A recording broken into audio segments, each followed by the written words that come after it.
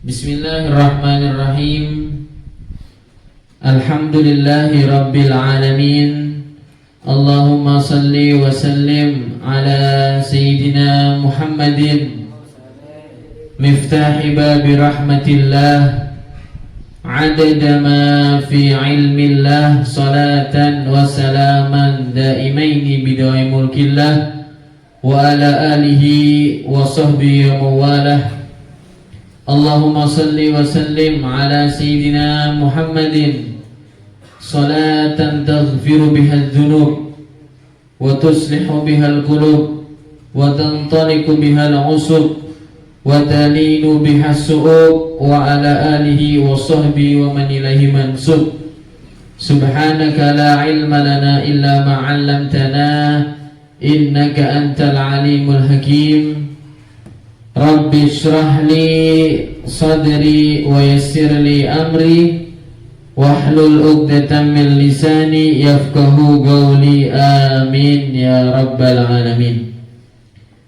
Alhamdulillah, besar rasa syukur kita kepada Allah Subhanahu wa taala, yang mana Allah Subhanahu wa taala pagi hari ini kembali mentakdir kita, memberikan kesempatan kepada kita kembali berzikir berjamaah dengan bertilawah Suratul Kahfi yang merupakan kesunahan di hari Jumat, kesunahan di hari yang begitu mulia yang merupakan Sayyidul Ayyam, yaitu hari Jumat.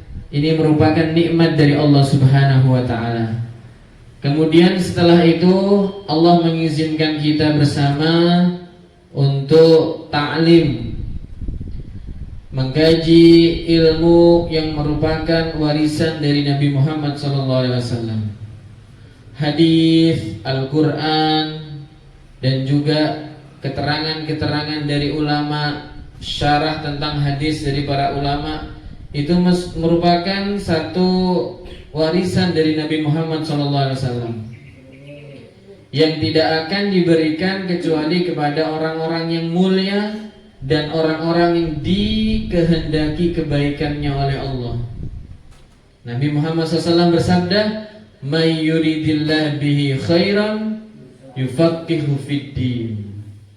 Barang siapa yang dikehendaki kebaikannya oleh Allah, barang siapa yang orang tersebut akan ditakdirkan menjadi orang yang soleh, orang yang baik, dan puncaknya akan selamat dari neraka dan memasuki surga Allah Subhanahu wa taala, yufaqihu fiddin, maka dia akan diberikan kesempatan kehidupan dunianya selalu cinta dengan ilmu, cinta dengan Al-Quran. Yufaqihu fiddin, maka dia akan ditakdirkan hafal Quran. Dia akan ditakdirkan hafal beberapa hadis. Karena apa? Dengan pengetahuannya tentang ilmu agama, menggiring dia untuk takut kepada Allah Subhanahu wa taala.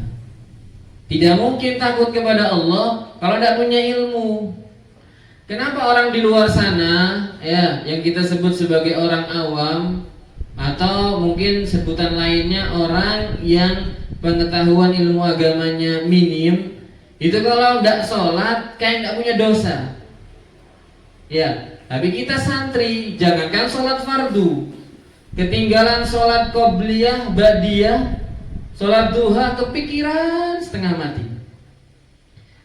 Ketinggalan qobliyah tas subuh, setengah mati kepikiran. Karena apa? Karena kita punya ilmu, karena kita punya pengetahuan. Kita tahu bahwa qobliyah tas subuh tidak sebanding dengan pahalanya seseorang yang berhasil mempunyai kekayaan dunia dan seisinya.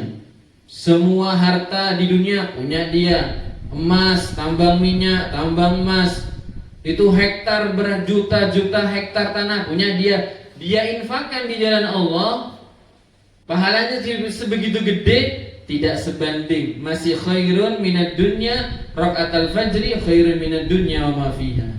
Atas pengetahuan kita bahwa pahalanya qobliyatas subuh melebihi orang yang berinfak dunia dan seisinya, kita tuh kalau kehilangan sholat qobliyatas subuh getun, kata orang Jawa. Kata orang Madura, kastah. Ya. Kalau dari Lampung apa bahasa nggak tahu saya. Ya. Di Bukit Tinggi apa bahasanya nggak tahu. Kalau orang Jawa bilangnya getun, setengah mati. Nyesel luar biasa. Karena apa?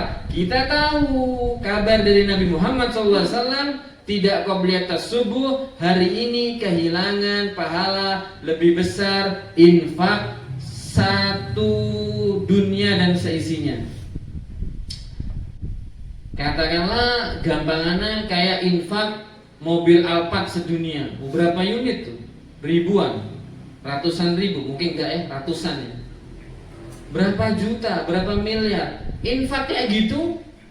Ya, itu tidak sebanding dengan qobliyat subuh. Ya, maka dari itu alhamdulillah pagi hari ini anak-anakku semuanya yang Ustadz hormati, yang Ustadz ta'zimi, yang Ustadz sayangi, kalian semua berkesempatan untuk ta'lim di kajian kahfi ini luar biasa. Jangan dianggap remeh, ya. Jangan dianggap remeh. Kalau Ustadz boleh cerita, Ustadz ini pernah baca di kitab Ihya Ulumuddin Al-Imam Al-Ghazali di Babul Ilmi itu, di kitab Ihya Ulumuddin ada satu hadis.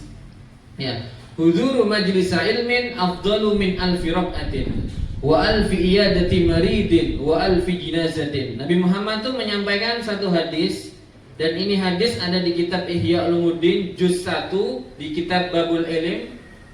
Orang itu datang pengajian atau datang kajian seperti ini meskipun via Zoom atau live streaming di YouTube, tapi dia niat taklim, ada ta'alluq hubungan antara dia murid, santri kepada gurunya yang ngasih materi tentang hadis, tentang tafsir, tentang ilmu agama, benar-benar dari hati, ikhlas karena Allah. Apa pahalanya kata Rasulullah? Lebih utama daripada sholat 1000 rakaat sunnah, lebih utama daripada 1000 menjenguk orang sakit, lebih gede pahalanya daripada mengkafani mayit, menyolatkan dan menguburkan 1000 mayit. Butuh berapa orang itu? Ya, butuh berapa rumah sakit kalau kita jenguk 1000 orang sakit? Berapa jam tuh kita sujud? Sujud dalam satu rakaat berapa kali? Berapa kali? Jawab yang kompak. 2. Kalau 2 rakaat berapa? 4. Kalau 1000 berapa kali sujud? 2000 sujud. Lebih afdol. Sunnah ya, bukan wajib. Sunnah. Antum kok sangat percaya Ustaz? Ini mah hadis Nabi dan ditulis oleh Imam Al-Ghazali dalam kitabnya Ihya Ulumuddin, dan juga dalam kitabnya Al-Imam Al-Habib Abdullah bin Al-Haddad Sahibur Ratib dalam kitabnya Nasahih Dunia ada hadis ini. Dan para guru kita menyampaikan hadis ini, memberikan semangat untuk orang terus ngaji, terus ta'lim, terus hadir di kajian-kajian baik via Zoom atau live streaming di YouTube. Ya. Yang saya hormati juga, yang saya muliakan para ustadz, para guru, para ustadzah di setiap ma'had Askar Kauni yang insya Allah dengan setiap hari, bahkan setiap jam, bahkan setiap menit bisa jadi dibacakan firman Allah, ayatul Quran fi ma'hadina, di ma'had-ma'had kita akan turun rahmat kepada semua keluarga besar dari setiap ma'had ini. Amin ya rabbal amin. Amin ya rabbal amin. Ya, yang saya muliakan, yang saya hormati, dan juga segenap dari kepengurusan jajaran kepengurusan Yayasan Pusat Askar Kauni, terlebihnya kepada guru besar kita Ustadz Bobi Herwibowo dan juga Umi Maya dan juga setelah keluarga. Ustadz Bobi ini guru kita ya. Ini saya ngomong sekali ya sama Ustadz, sama guru-guru yang ada di Askar Kauni. Antum semua bisa jadi bukan Ustadz sebelumnya, tapi barokahnya Ustadz Bobi, barokahnya Ma'had Askar Kauni, antum jadi Ustadz. Antum mungkin sebelumnya bukan kiai. Ya, sama orang kampung, orang kalau megang Ma'had itu kiai. Ya. Bukan kayak bercandaannya orang-orang, kalau istrinya satu ustadz, kalau istrinya 2 kiai, bukan begitu ya.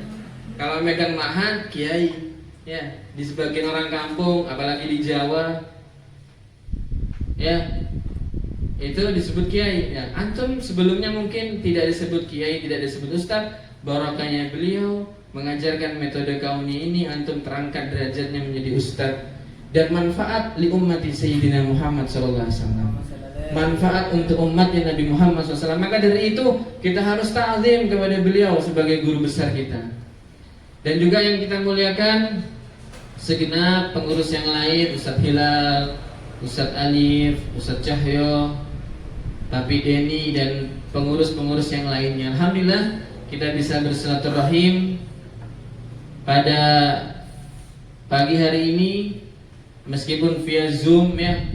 Insya Allah mendatangkan keberkahan untuk kita sampaikan bahwa salah satu fadilah dari majelis ta'lim itu atau kita belajar ilmu agama itu, saat duduknya kita, hadirnya kita itu akan mendapatkan pahala lebih utama daripada 1000 rakaat sunnah dan 1000 menjenguk orang sakit dan 1000 menyolati dan menguburkan orang yang sudah meninggal dunia dari kaum muslimin dan muslimat ya. Dan tadi saya mengaturkan salam ta'lim kepada Ustadz Bobi, kepada Ustadz Hilal, dan segenap kepengurusan yang lainnya dari Yayasan Pusat, Ustadz Alif, Ustadz Cahyo, Papi Deni, dan segenap kepengurusan yang lain, Ustadz Habib, yang saya muliakan, saya ta'zimi. Dan saya menyampaikan tadi kita ini harus patut bersyukur dan berterima kasih dengan kesempatan ma'had ini ada dan manfaat untuk umat. Dan juga Ustadz Bobi mengajarkan dari metode kauni ini kita menjadi guru dalam bidang Quran dan kita manfaat untuk umatnya Nabi Muhammad SAW. Itu harus kita akui dan harus kita sadari, dan kita harus selalu bersyukur dengan nikmat dari Allah Subhanahu wa taala atas hal tersebut. Baik ya, pada pagi hari ini saya akan menyampaikan satu kalam dari sahabat Nabi Muhammad SAW. Bukan hanya sahabat, beliau ini merupakan menantu 2 kali dari Rasulullah Muhammad SAW. Dan beliau ini juga merupakan Khalifatur Rasulullah SAW, yang termasuk Khulafaur Rasyidin. Ya, beliau ini termasuk khalifah pengganti Rasulullah setelahnya Umar ibn Khattab, setelahnya Abu Bakar As-Siddiq, yang tentunya Abu Bakar menggantikan Sayyiduna Rasulullah Muhammad SAW. Siapa beliau? Tak lain dan tak bukan adalah Sayyiduna Utsman ibn Affan. Sayyidina Utsman ibn Affan ini diambil mantu sama Rasulullah 2 kali. Yang pertama dinikahkan sama Rasulullah kepada putrinya Ruqayyah. Ruqayyah meninggal, diambil mantu lagi, namanya putri beliau Ummi Kulsum. Atau kebalik, ya mohon maaf kalau kebalik, apa Ummi Kulsum dulu, apa Ruqayyah dulu. Ya, walhasil Utsman ibn Affan ini sahabat pilihan, saking pilihannya sampai diambil mantu sama Rasulullah 2 kali. Apa beliau mengatakan satu hal, komentar tentang yang berhubungan dengan Al-Quran di satu kitab Al-Anwarul Muhammadiyah ya, karya Asy-Syaikh Yusuf bin Ismail An-Nabhani. Di sini tercantum kalam beliau, wa yurwa anna Utsman bin Affan qol, dan diceritakan bahwa sesungguhnya sahabat Sayyiduna Utsman bin Affan qol berkata, lau tahurat qulubuna lamma syabi'at min kalamillah.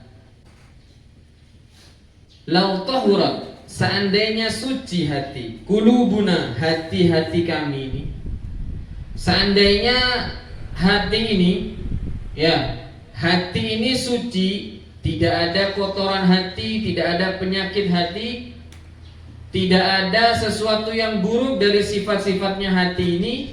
Kata Utsman bin Affan, lamma syabi'at min kalamillah, tidak akan pernah kenyang dari firman-Nya Allah Subhanahu wa taala. Artinya apa? Kalau orang hatinya beres, ya, manusia, hamba Allah, umatnya Nabi Muhammad SAW, hatinya bersih, hatinya nggak ada penyakit hati, dia tidak akan pernah bosan untuk mengulangi hafalannya. Dia tidak akan pernah bosan untuk memurajaai hafalan-hafalan yang dia miliki. Atau kalau orang awam, bukan orang yang hafidul Quran, kalau dia hatinya bersih, tidak punya penyakit hati, dia tidak akan pernah bosan untuk secara tertib membaca Al-Quran di setiap kehidupannya, bahkan di setiap harinya. Artinya apa?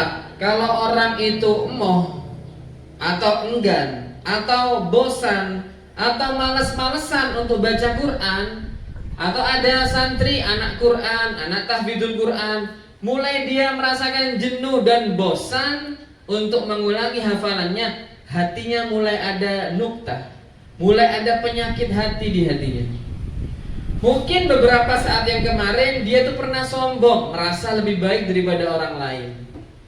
Ya, mungkin dia ngilu. Ya, kok nggak ada ya yang didaftarin jadi peserta lomba pidato bahasa Arab ya? Kan anak bisa viral tuh di Zoom, ditonton sama semua santri dan semua ustadz via Zoom, seluruh askar kauni di mana tempat. Padahal anak paling pinter, padahal anak ini paling jago, udah merasa lebih baik daripada orang lain. Temennya dicantumkan sebagai peserta lomba pidato bahasa Arab, dia ngilu hatinya. Pada anak ya, padahal anak ini lebih berhak. Itu saking aja nasibnya mujur tuh, dekat sama ustadz, makanya dia yang didaftarin tuh. Antum kalau sudah ada perasaan seperti itu, lihat, sehari dua hari antum akan malas baca Quran. Karena apa? Lau tahurat qulubuna lamma syabi'at min kalamillah. Ya, kalau hati ini bersih, kalau hati ini tidak punya sifat dengki, sifat iri, sifat sombong, merasa lebih baik daripada orang lain, maka tidak akan pernah bosan dan tidak akan pernah kenyang hamba Allah tersebut untuk membaca dan mengulangi hafalan Al-Quran. Maka dari itu, ya, perhatikan nih anak-anak, perhatikan semuanya, santri, baik yang ada depannya ustadz atau yang mendengarkan ustadz via Zoom. Perhatikan, kalau antum mulai malas murojaah dari hafalannya antum harus perhatikan bagaimana perilaku hati antum beberapa hari sebelumnya. Ya, termasuk dari penyakit hati, dia itu meremehkan sunnah. Ya, itu penyakit hati. Karena apa? Kalau dia cinta sama Rasulullah, dia tidak akan pernah meremehkan sunnah sedikit pun. Perhatikan ya. Kalau dia cinta sama Rasulullah, nomor satu Rasulullah di hatinya, apa yang berhubungan dengan Rasulullah tidak pernah dianggap remeh, tidak akan pernah dianggap kecil, tidak akan pernah dianggap murah oleh orang tersebut. Karena apa? Itu berhubungan dengan sesuatu yang dia cintai. Cinta sama Rasulullah ini salah satu tanda kesempurnaan iman ya.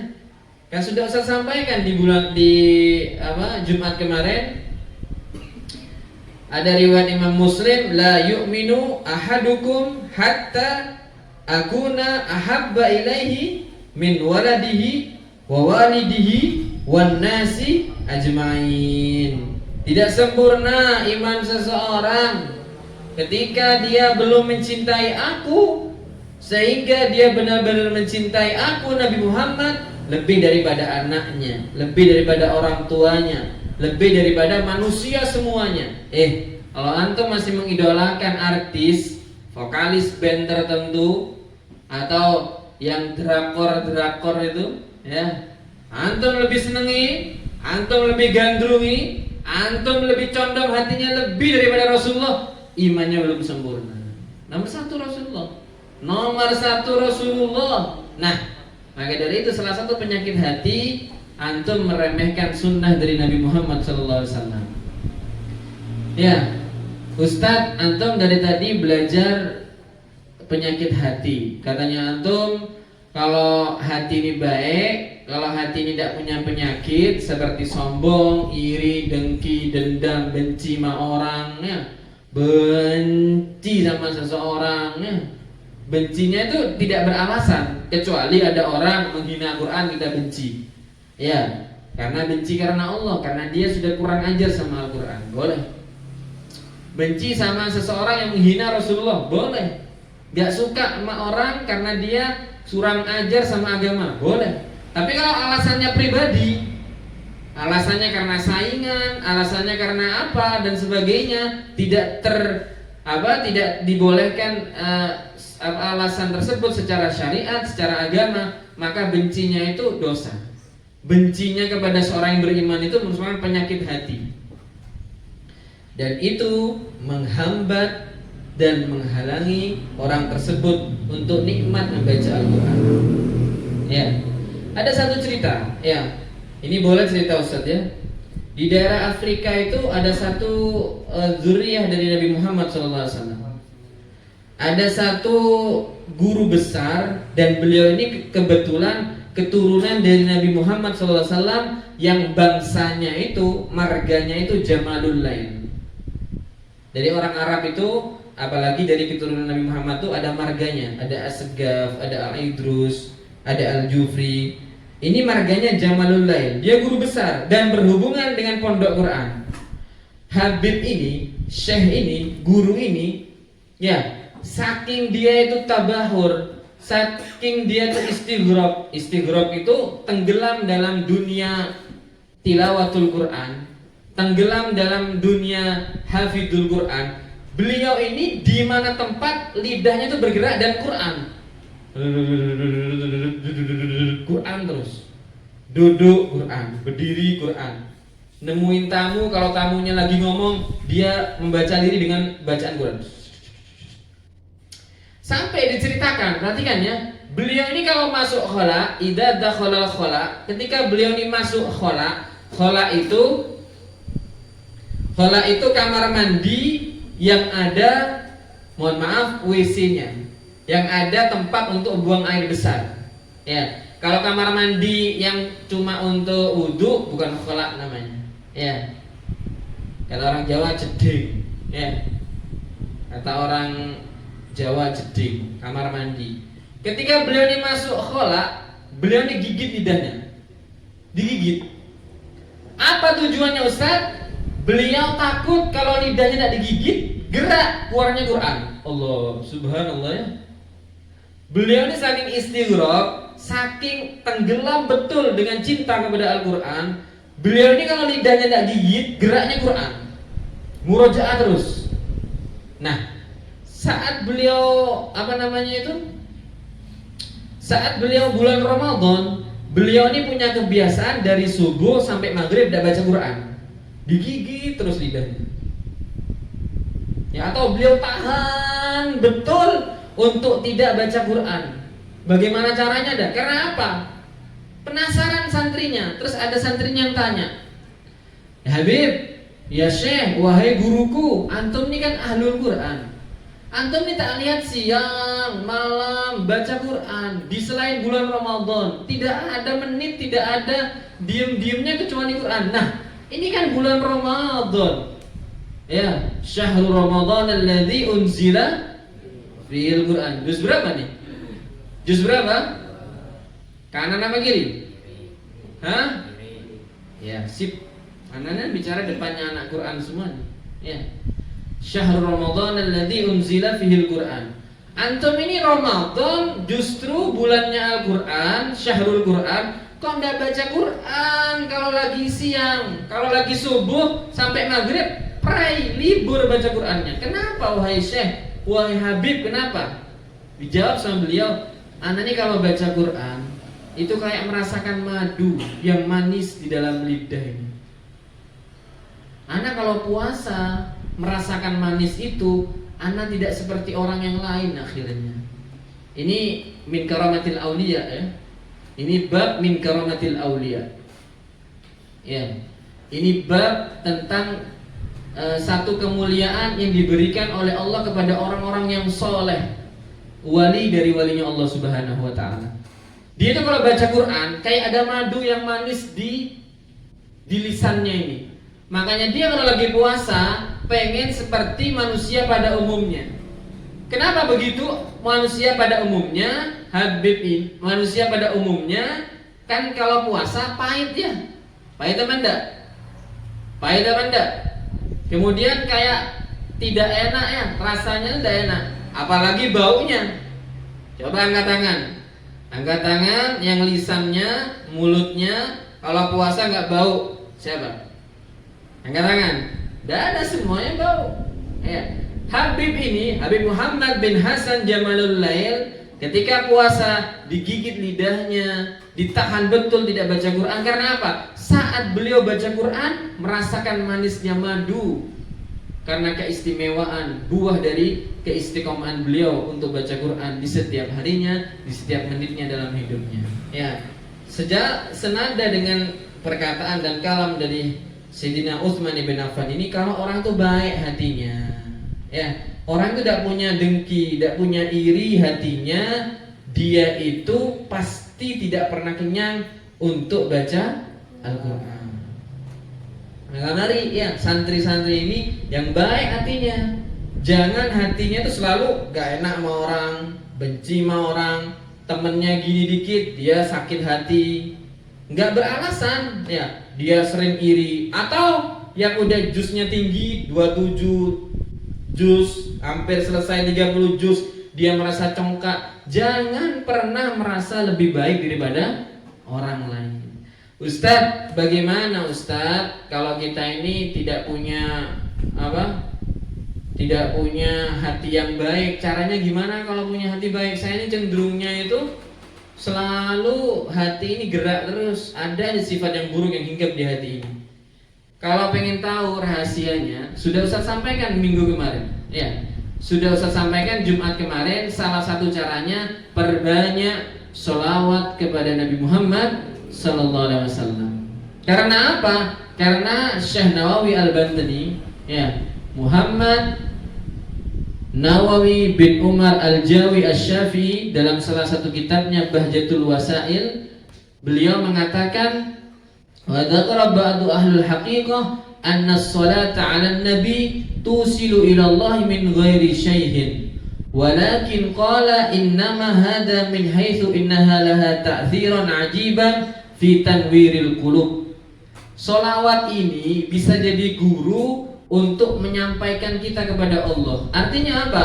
Kita akan menjadi semakin baik dalam tingkat dan peringkat kedekatan diri kita di sisi Allah Subhanahu wa Ta'ala. Atau kalau tidak gitu, sholawat ini kalau dibaca terus, hati ini akan jadi baik. Barokahnya sholawat, apalagi di hari Jumat. Perhatikan ya, perhatikan. Apalagi kalau di hari Jumat, sholawat ini kalau dihajar terus, dibaca terus, Allahumma sholli wa sallim ala sayyidina Muhammad, Allahumma sholli wa sallim ala sayyidina Muhammad, Allahumma sholli wa sallim ala sayyidina Muhammad. Itu ya ta'tsiran ajiban, kata Syekh Nawawi Al-Bantani, ta'tsiran ajiban fi tanwiril qulub, akan membuat hati ini semakin bercahaya. Hati ini akan semakin baik. Allah ya. Maka dari itu mari ya perbanyak sholawat kepada Nabi Muhammad sallallahu alaihi wasallam. Perbanyak kita ini bersolawat kepada Nabi Muhammad sallallahu alaihi wasallam. Allahumma shalli wa sallim ala sayyidina Muhammad. Shallu ala Nabi Muhammad. Solawat itu akan memperbaiki hati kita. Karena apa? Dengan solawat itu kita menyambungkan hati kita dengan ruhnya Nabi Muhammad sallallahu alaihi wasallam. Sudah saya sampaikan ya kemarinnya, kalau salam akan dijawab balik salam kita oleh Nabi Muhammad sallallahu alaihi wasallam. Baik, selanjutnya pada kesempatan pagi hari ini Ustadz akan menyampaikan satu khutbah Nabi Muhammad ketika akhir dari bulan Sya'ban menjelang bulan suci Ramadan ya. Tadi sudah disinggung sebentar ya. Syahrul Ramadan alladzi unzila fihil Quran. Ramadan ini bulannya Al-Quran ya. Ustadz mengingatkan kepada diri Ustadz sendiri dan juga pada semua guru dan semua ustadz, semua ustadzah dan juga pada santri semuanya. Kalau kita ini orang yang berkecimpung setiap harinya dalam Al-Quran, mari Ramadan ini kita harus punya target berapa kali khatam Quran? 2, 3, berapa? 4, 5, 6, berapa? 10. Kebanyakan ustadz, antum nih orang Quran, antum ini orang yang bergelut dengan Quran setiap harinya. Kalau orang awam, atam 1 kali wajar. Mereka sibuk ya, mereka punya aktivitas di luar, kerja, mungkin mereka punya apa? Punya perdagangan, punya toko, ke pasar dan sebagainya. Antum di pondok, ya, ayuhal asatid, ayuhal thalabah. Ya, mari kita harus punya target di bulan suci Ramadan yang kita merupakan orang yang selalu pengen tersematkan sebagai ahlul Quran, hum ahlullah wa khossatuh. Kita pengen menjadi keluarganya Allah, pengen menjadi keluarga dekatnya Allah. Ini Ramadan, bulannya Quran, mau punya target berapa kali hatam Quran? Ya, apalagi kalau tidak hatam sama sekali. Ya, Ustadz sibuk, Ustadz punya anak, ibu-ibu, ustadzah, jangan bisa. Ya, kalau bisa hatam Quran meskipun sekali. Apalagi yang sudah tinggi juznya, ya, yang 20, 25, murajaah 25, tambahi tilawah 5 juz. Ya, perhatikan nih. Perhatikan santriku, santrinya, santri-santri semuanya perhatikan, ya. Apalagi kalau antum sudah 20 juz bila nazar bil ghaib, nanti 10 juznya tilawatul Quran. Ya, ditargetkan 3 hari, 4 hari selesai. 10 juznya nambah dengan melihat. Karena ini bulan Al-Quran. Nabi Muhammad SAW itu berkhutbah, ya, di bulan Sya'ban, akhir dari bulan Sya'ban, diriwayatkan oleh hadis sahih dalam riwayat oleh Imam Ibnu Khuzaimah. Ya, beliau bersabda, ayuhan nas, wahai manusia sekalian manusia, qad adhallakum syahrun 'azimun mubarakun. Nih abis ini mau masuk kepada kalian bulan yang sangat agung, yang sangat mulia, bulan yang penuh dengan keberkahan. Kalau antum dengar bulan Ramadan, bulan penuh berkah, itu bukan hanya judul lagu. Ya, itu bukan hanya iklan di TV, iklannya sabun, iklannya mie instan, iklannya apa lagi? Sirup, ya. Iklannya apa lagi? Baju koko, bulan penuh keberkahan. Itu bukan hanya omongan biasa. Itu sudah pernah disampaikan di khutbah Nabi Muhammad SAW. Qad adhallakum syahrun 'azimun mubarakun. Akan datang kepada kalian bulan yang sangat agung dan bulan yang sangat penuh dengan keberkahan. Syahrun fihi lailatun khairun min alfi syahr. Di bulan itu ada satu malam, yang mana malam itu lebih utama daripada 1000 bulan. Kira-kira ayatnya dalam Al-Quran, ini kan hadisnya Nabi, hadis sahih riwayat Imam Ibnu Khuzaimah, mengatakan bulan fihi di dalamnya lailatun khairun min alfi syahr, yang ada satu malam lebih baik daripada 1000 bulan. Kalau di Al-Quran ada di juz berapa keterangan semacam ini? Juz berapa? 30 surat apa? Pertanyaan sangat mudah sekali, ya. Surat ke berapa tuh? Surat ke berapa? Dicek nanti surat ke berapa, ya. Itu Lailatul Qadar di dalam surat Al-Qadar itu, ya, Lailatul Qadri khairun min alfi syahr. Ya, Lailatul Qadri khairun min alfi syahr. Makanya Sayyidina Ibn Abbas, perhatikan ya, perhatikan Ustaz, perhatikan semuanya, ya. Sayyidina Abdullah bin Abbas itu punya satu pendapat, kebanyakan Lailatul Qadar itu turun di malam ke-27. Kok bisa begitu? Ya, karena kata beliau Lailatul Qadri, kata ini diulang 3 kali dalam 30 juz Al-Quran. Coba antum cek, ada nggak kata Lailatul Qadar selain dari surat Al-Qadr? Tidak ada. Ada berapa kali diulang di surat Al-Qadr? Ada 3 kali. Ya, ya, inna anzalnahu fi lailatul qadr wa ma adraka ma lailatul qadr lailatul qadri khairum min alfi syahr. Itu tok sudah, itu saja. Selain itu gak diulang sudah. Nah, kata beliau Ibn Abbas, Abdullah bin Abbas, ternyata Lailatul Qadar ini mempunyai 9 huruf.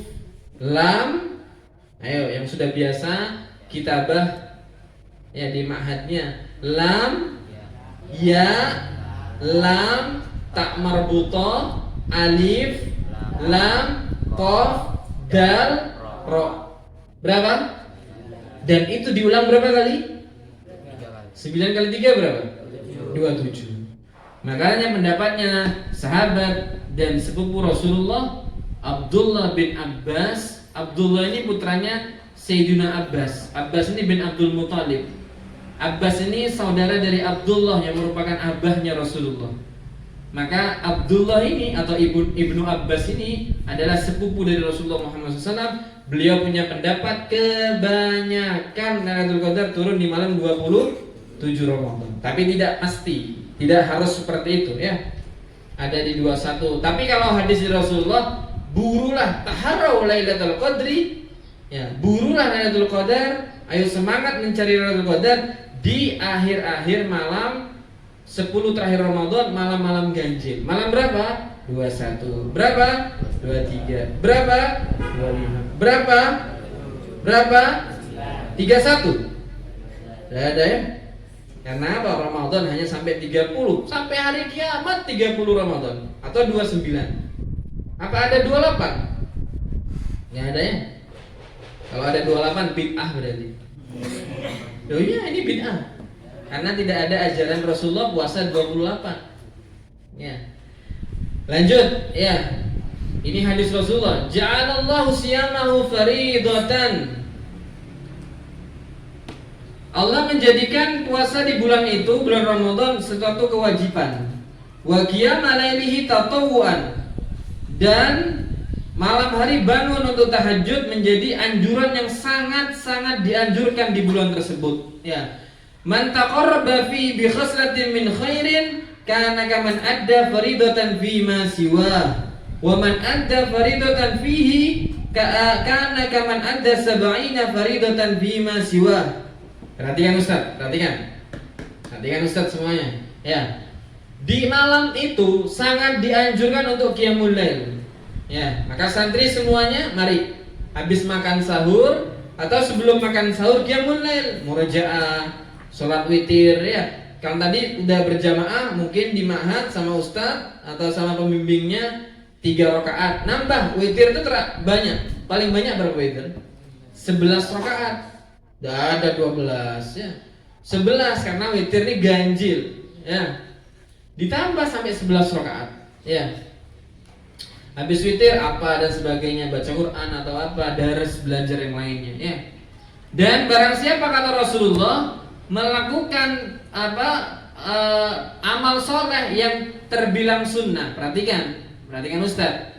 Barang siapa yang melakukan amalan sunnah di bulan suci Ramadan, maka dia diberikan pahala seperti pahala sesuatu yang wajib. Paham ya?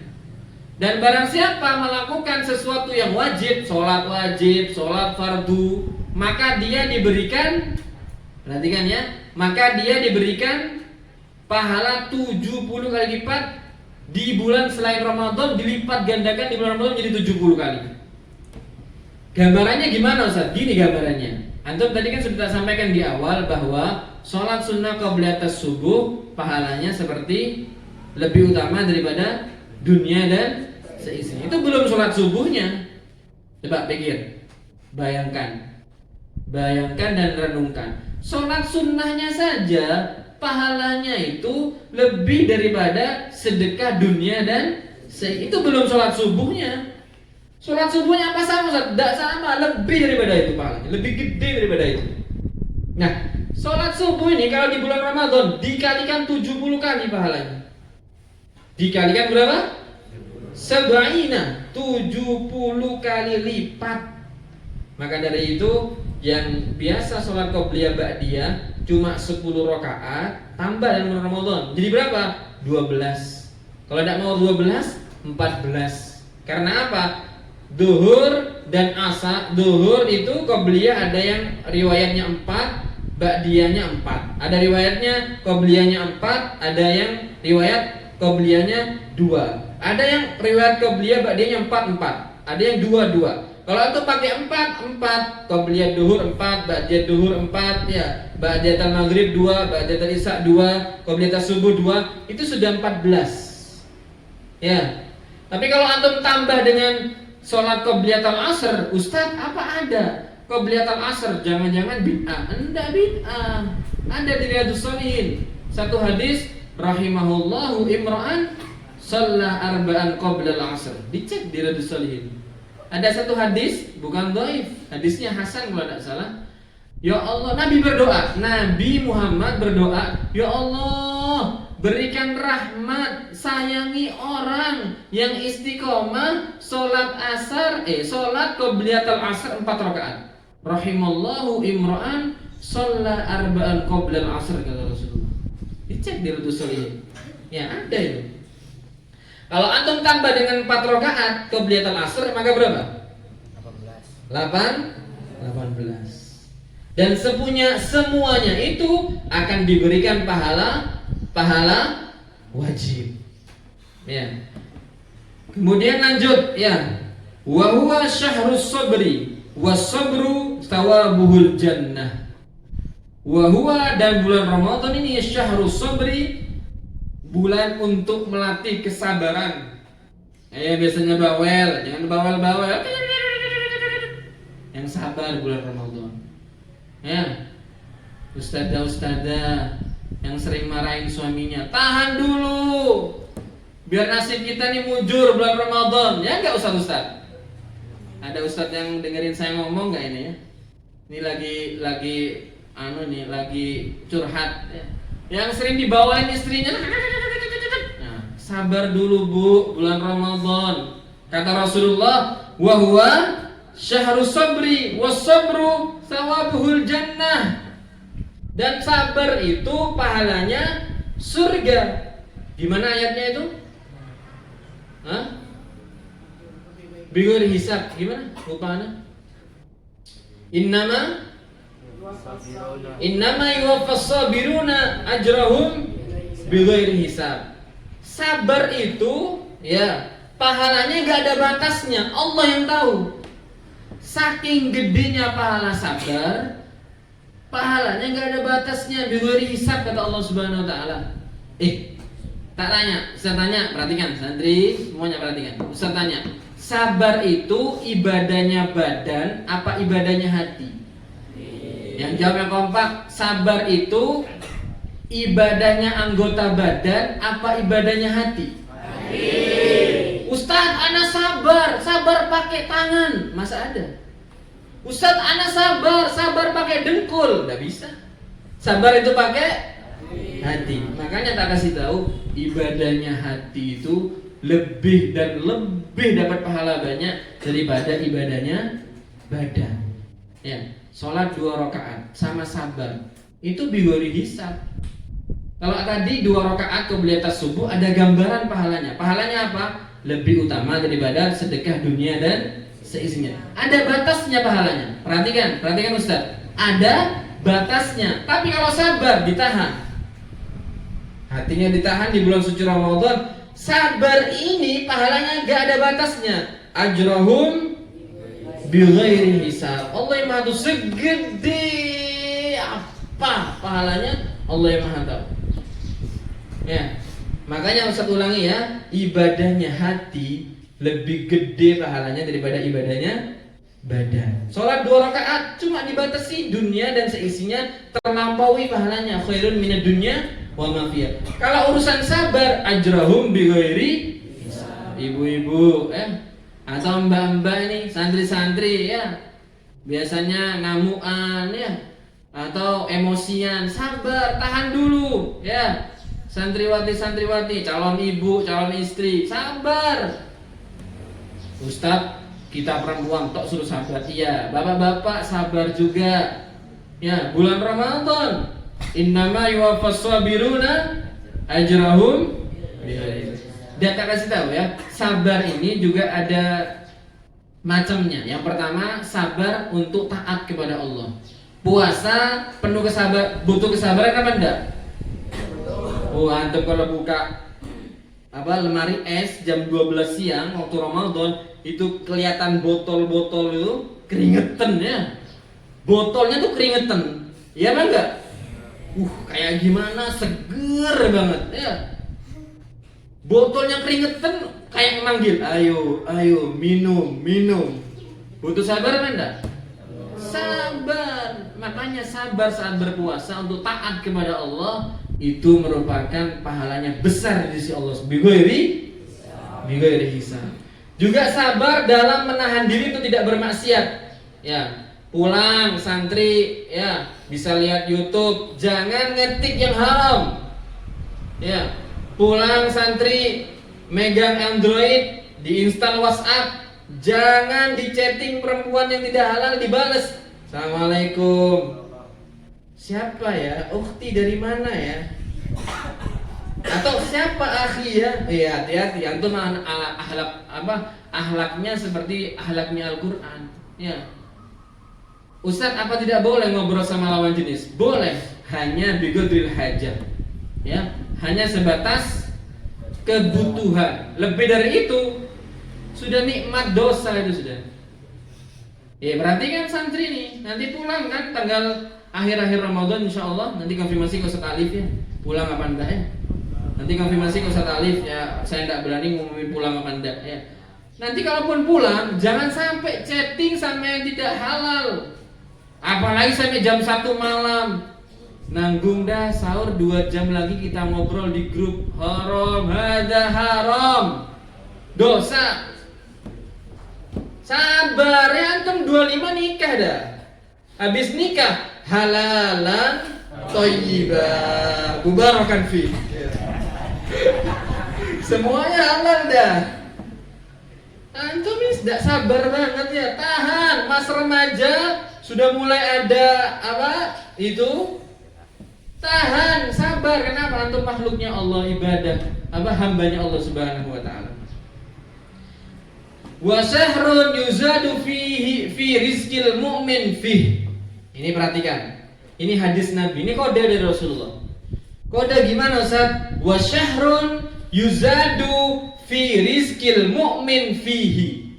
Dan merupakan bulan yuzadu ditambahi fi rizqil mu'min, di rizkinya orang-orang yang beriman di dalam bulan tersebut. Jangan khawatir kalau antum sholat bener hatinya, tidak benci sama tetangga, muliakan tamu, cinta sama saudara muslim, cinta sama Rasulullah, sholatnya khusyuk, itu kan tandanya orang beriman ya.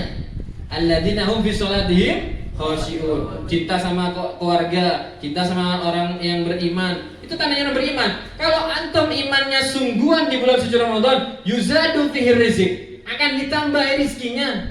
Ya. Jangan khawatir. Loh, jangan antum malah mikir dengan pikirannya Ramadan nih potensi besar untuk berdagang. Dagang terus, tidak baca Quran. Jangan gitu. Dagang ada waktunya. Ana dagang jam 7 sampai jam 10.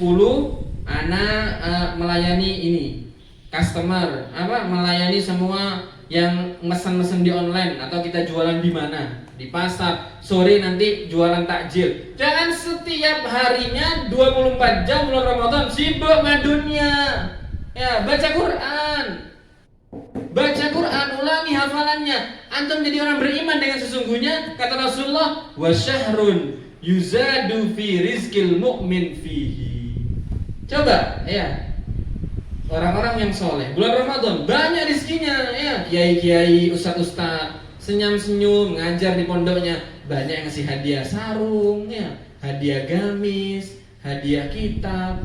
Saat nih Ramadan anak pengen ngasih hadiah dari jamaahnya, mungkin dia pernah ceramah di mana, dia mengaku santrinya dan sebagainya.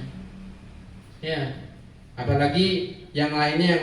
Jangan khawatir, nanti antum ya, kalau sudah lulus dari pesantren, Ramadan jangan sibuk dunia, sibuk sama Quran, ngajar dari masjid satu ke masjid yang lainnya, ya, dakwah, ceramah, ngajar dari masjid satu ke masjid yang lainnya. Jangan sibuk dunia. Ya boleh, kita kasih waktu jam 7 sampai jam 10 waktu dunia saya. Sore jam 4 sampai maghrib waktu dunia saya. Jangan sampai banyak orderan tidak sholat tarawih. Ya, banyak orderan tidak sholat, tidak baca Quran. Antum jadi orang beriman, bulan Ramadan akan diberikan rezeki yang berlimpah ruah dari Allah Subhanahu wa taala. Dari mana jalan Ustaz? Min haitsu may yattaqillah yaj'al lahu makhraja wa yarzuqhu min haitsu la yahtasib. Ya. Itu masih banyak sebenarnya, ya. Tapi terakhir ada satu pendapat dari Habib Muhammad bin Abdullah Haddar. Ini Habib Muhammad bin Abdullah Haddar ini adalah mertua dari Habib Umar bin Hafid. Ya. Beliau ini satu pendapat berpijak dengan hadisnya Nabi. Di Riyadhus Shalihin itu ada hadis man shallal isya'a fi jama'atin fa ka'annama qama nisfal lail. Wa man shallas subha fi jama'atin fa ka'annama qama al-laila kullahu. Siapa orang sholat isya berjamaah, maka dia seperti menghidupkan beribadah kepada Allah separuh malam. Paham ya? Perhatikan santri, perhatikan. Dan barang siapa sholat subuh berjamaah, maka dia seperti beribadah semalam suntuk. Ya. Maka kata Habib Muhammad bin Abdullah Haddar mengatakan di salah satu kitabnya ini, Nafahat Ramadaniyah ini, beliau berpendapat Ramadan jangan sampai sholat isya dan sholat subuhnya tidak berjamaah. Barang siapa sholat subuh dan isya-nya berjamaah selama full bulan suci Ramadan, malam 1 sampai malam 29, malam 1 sampai malam 30, terus berjamaah isya dan subuh, pasti dapat pahala Lailatul Qadar. Loh, dari mana Ustaz? Itu hadisnya tadi. Barang siapa sholat isya berjamaah seperti ibadah semaruh malam. Barang biasa subuh berjamaah seperti ibadah semalam suntuk. Ya. Maka kalau Lailatul Qadar turun, kita kan tidak tahu di mana Lailatul Qadar, malam 27, malam 25, atau malam 19, atau malam 7, kan tidak tahu. Tapi selama kita sholat subuh dan isya berjamaah, insya Allah kita akan ternilai seperti orang beribadah semalam mensuntuk. Dan Lailatul Qadar turunnya di waktu malam. Kan disebutkan tadi, ya, fihi lailatun afdalu min alfi syahr. Turun di satu malam yang disembunyikan di setiap malam bulan Ramadan. Ya. Maka dari itu, ya, sholat isya dan subuh berjamaah saat bulan Ramadan. Terakhir ya, ada 3 menit, insya Allah cukup ya.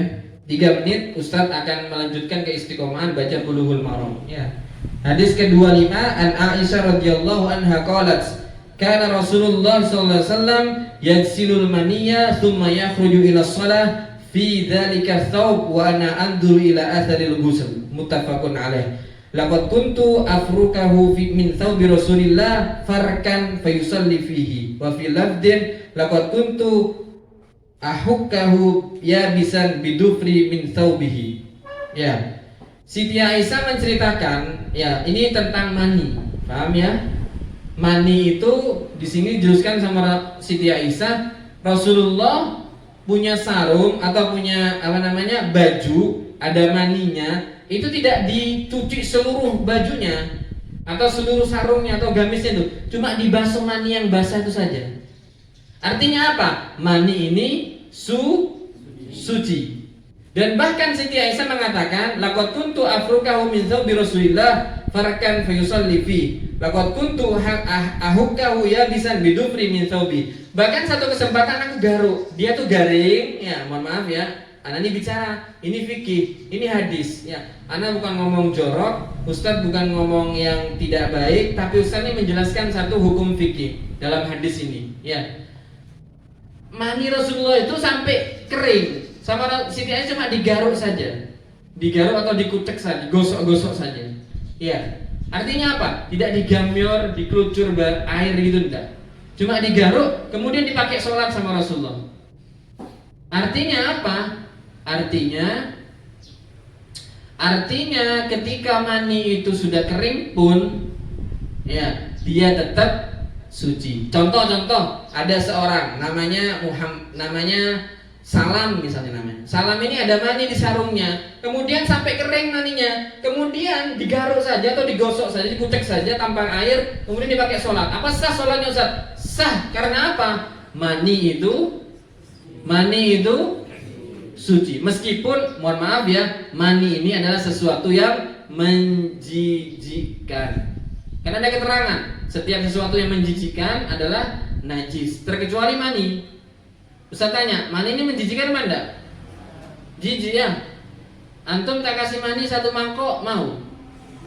Tidak mau. Allah, hina kita nih ya. Kita tercipta dari sesuatu yang orang dibagikan 1 mangkok pada jijik. Pada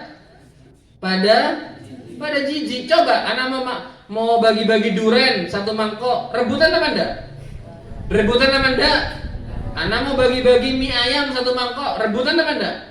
Rebutan, Ustaz. Ya Allah, hina banget ya manusia ya. Tercipta dari air yang kalau dibagikan 1 mangkok orang pada jijik. Enggak, jijik. Makanya jangan sombong-sombong ya. Meskipun yang katanya sudah glowing ya, sudah cantik ya, sudah tampan, sudah ganteng, jangan sombong-sombong. Karena apa? Tercipta dari air yang begitu hina. Apa itu? Mani. Sedikit ya tentang mani. Ada jenis yang mirip dengan mani tapi najis. Ya, perhatikan ini. Di sini ada keterangan madi wadi. Kalau madi itu adalah sesuatu yang keluar, mohon maaf ya, ketika dia itu syahwatnya tidak memuncak. Kalau mani ini keluar, mohon maaf ya, ini Ustaz harus jelaskan. Ustaz tidak ngomong jorok, karena apa? Mani ini berhubungan dengan sesuatu yang najis. Kalau itu najis, sesuatu yang suci, mani ini suci. Dan kalau mani ini keluar dari hamba Allah, ya, maka mewajibkan mandi. Kalau tidak mandi, haram sholat, haram tawaf, haram megang Quran, haram baca Quran, haram masuk masjid sebelum mandi. Jadi harus tahu betul. Ciri-cirinya mani apa, Ustaz? Keluarnya ini tersendat-sendat. Mohon maaf ya, mohon maaf sekali. Tidak seperti kencing. Kencingan jus. Ya enggak? Jos ya. Kalau mani ini enggak tersendat-sendat. Mohon maaf ya. Zut begitu. Ustaz ini tidak jorok. Nah, Ustaz ini lagi ngajar. Serius nih. Biar aku punya, oh ini mani. Baik, kalau mani anak wajib mandi, anak tidak boleh masuk masjid, anak tidak boleh sholat karena haram semuanya.